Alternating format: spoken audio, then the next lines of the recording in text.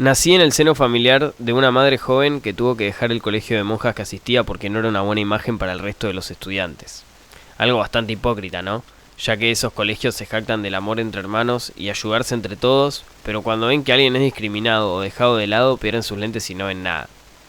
Ellos solo buscan tener una posición con la gente importante de la ciudad y usan la palabra del Señor en vano.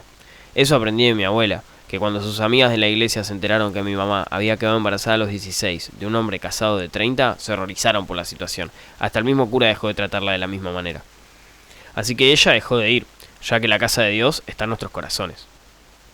Nunca conocí a mi abuelo, pero todos los meses, desde que cumplí 13, voy a su tumba a contarle cómo me trata la vida.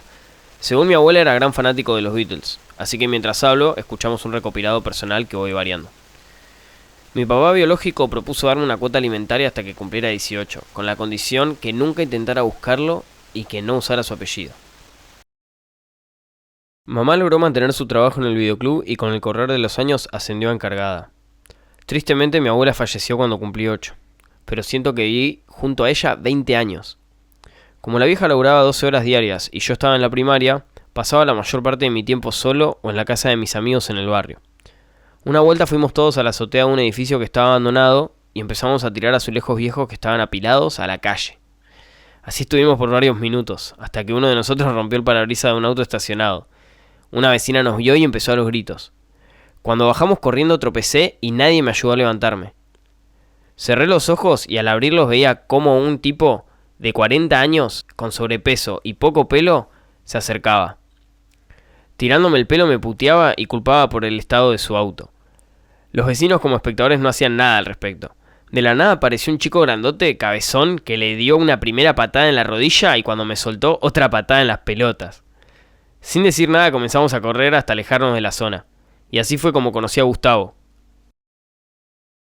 Resultaba que la familia de Gustavo vivía a pocas cuadras de mi casa, así que después del colegio pasábamos todas las tardes juntos. Desde merendar viendo Dragon Ball Z, jugar al Winning Eleven y enganchar Venus todo pixeleado. Éramos inseparables. Los viernes era costumbre que viniera a mi casa y viéramos junto a mi mamá 3 películas seguidas.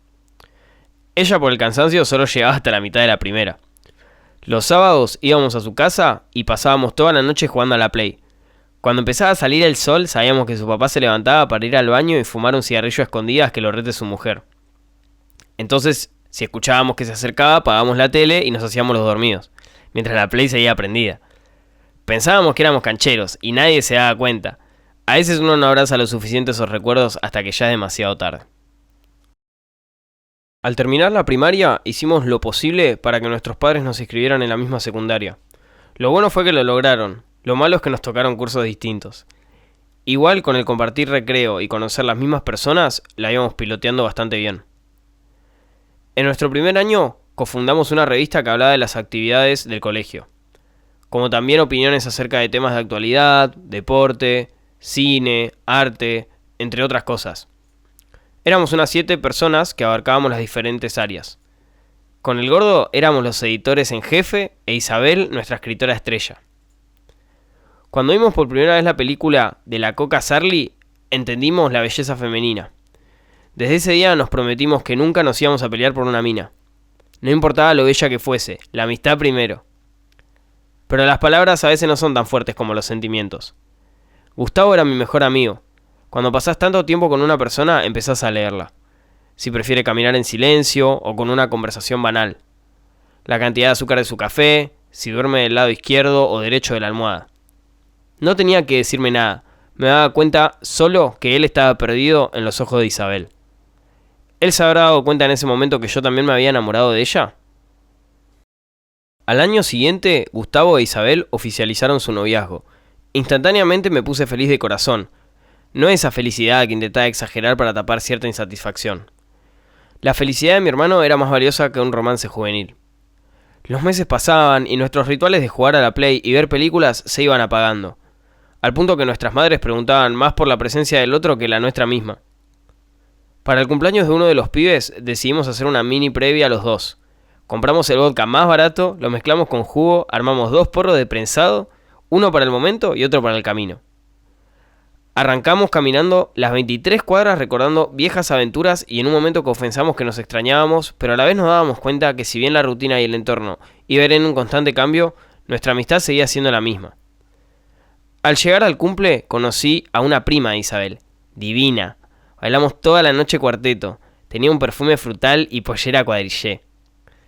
Volvimos los 4 a la casa de ella. Gustavo e Isa durmieron en el sillón y nosotros nos fuimos a su habitación.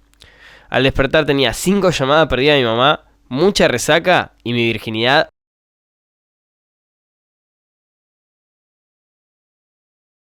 Después de esa noche tuve varias experiencias sexuales, pero cada vez que me masturbaba, terminaba pensando en Isabel.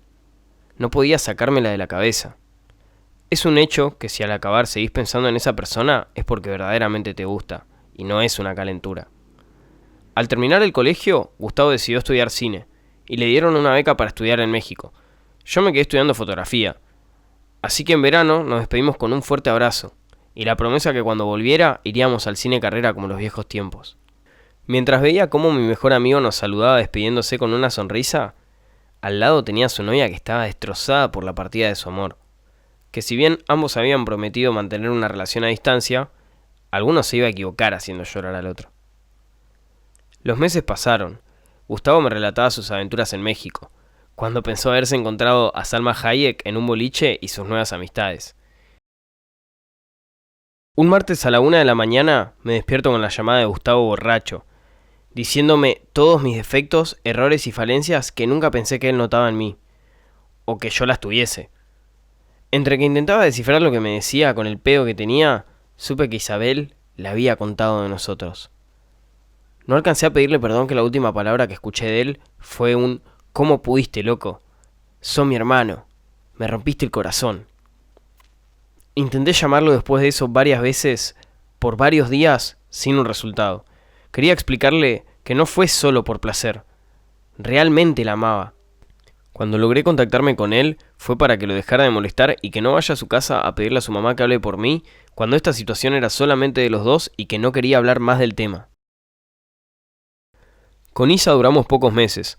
Intento creer que fuimos muy felices, aunque los dos sabíamos que estaba mal y que buscábamos constantemente una salida de esa relación. Gustavo decidió finalizar sus estudios universitarios en México, así que pasamos 6 años sin vernos la cara. Por un amigo en común, logramos hacer las paces y arreglar nuestra amistad. Aunque para mí nunca estuvo rota, simplemente se había pinchado una rueda de nuestra bicicleta. Todos los viernes hacíamos una videollamada, nos recomendábamos películas, series, juegos, jugábamos al que preferís y hablábamos de fútbol. Éramos unos chabones de 20 años, pero seguíamos siendo esos nenes que jugaban a la pelota en la calle y escuchaban los éxitos de MTV. Gustavo volvió a Argentina por el cumple de su abuela, así que nos reunimos después de tantos años ambas familias a disfrutar lo lindo que es la vida. A la madrugada nos tiramos en una plaza a ver las estrellas, volvimos con bizcochos y medialunas para tomar un café entre todos. Al fin de siguiente fuimos al departamento que le había prestado su primo. Vimos películas, escuchamos música, pintamos, fuimos a un barcito a ver al rojo, caminamos por la avenida para engordar un poco la vista, volvimos para dormir, pero pasamos 2 horas más hablando cada uno en su cama sobre cualquier cosa, como si el tiempo que estuvimos lejos hubiese sido efímero. Como Gus iba a quedar 2 semanas, dividimos estratégicamente el tiempo entre familia, nuestros amigos y nosotros. Así que fui a sacar 2 entradas para la función de las 7. Como estaba con los auris y caminando, no sentí que vibraba mi celular. Cuando llego a mi casa, veo que tenía una llamada perdida de Gustavo. Lo bueno es que me había dejado un mensaje de voz en el que decía que se iba a cortar el pelo después de 3 años, ya que le habían aprobado el presupuesto para filmar su primera película y que quería un nuevo look, para un nuevo comienzo. Todo esto con una emoción que traspasaba el altavoz. Finalizando el mensaje con que iba a comprar un buen tequila para celebrar y que caía a mi casa a las 5. Dormí una siesta.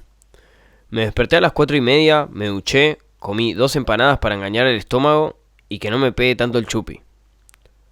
Eran las 5:30, ninguna noticia de Gustavo. Para las 6 lo había llamado 3 veces y no me respondía. Pasé por su casa y nadie sabía dónde estaba. Fui a lo de su primo, tampoco. Así que fui hasta la peluquería. A pocas cuadras antes de llegar, empecé a ver todo el tumulto de gente, más los patrulleros. Apenas me bajé del auto, salí corriendo para ver qué estaba pasando. Desde una corta distancia vi vidrios rotos y mucha sangre. Le preguntaba a los policías qué había pasado y nadie me daba una respuesta. Las personas a mi alrededor formulaban hipótesis e historias sin haber estado en el lugar, simplemente para generar color a su discurso. Hasta que un compañero nuestro del colegio, que ahora era suboficial, me comentó lo sucedido. Cuando arrancó su relato diciendo "es difícil para mí comunicarte esto, Jordan", sentía que me faltaba el aire. Lo que siguió me parecía un sueño febril. Mi mejor amigo estaba muerto. Un pibe de 25 años con todo el futuro por delante. Murió por haber estado en el momento incorrecto. 2 balas en el pecho por un robo de mierda de 12.000 pesos. Cuando la ambulancia llegó había perdido mucha sangre. Murió a unas cuadras del hospital.